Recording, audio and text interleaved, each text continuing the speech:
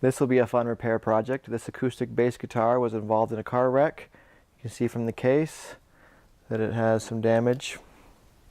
The body remarkably is intact, but the headstock and upper neck are a completely different story. For me, there's 3 possible repairs for this instrument. Completely replace the neck, glue it back together and make it seem like it never happened, or repair it structurally but leave the battle scars intact. After discussing it with the owner, we're going to keep the battle scars intact. 3 of the 4 tuners were recovered, along with part of the headstock. This side we'll have to replace.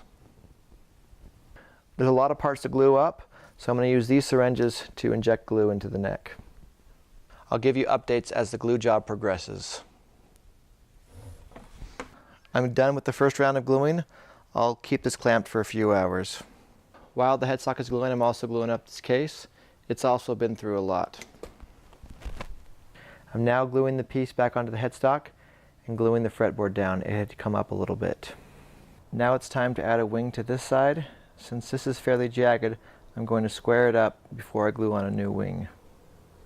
Because I'm missing some of the headstock, I printed out a template to help me know where to cut.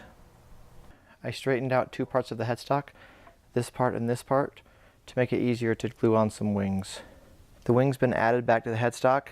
I've glued, clamped it, and now I'll let it set overnight. The wing is glued on, and now I'm going to touch up some of the black paint. I've touched up the headstock with some black stain.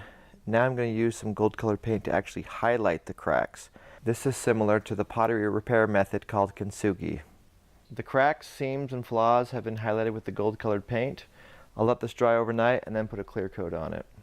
The headstock and neck have a clear coat. Now I'm going to install the tuners, including a replacement one that I had in my parts bin. The tuning machines are installed, so it's time for some strings.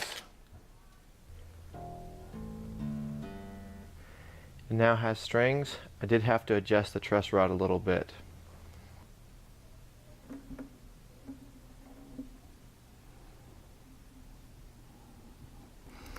The broken bass is now repaired.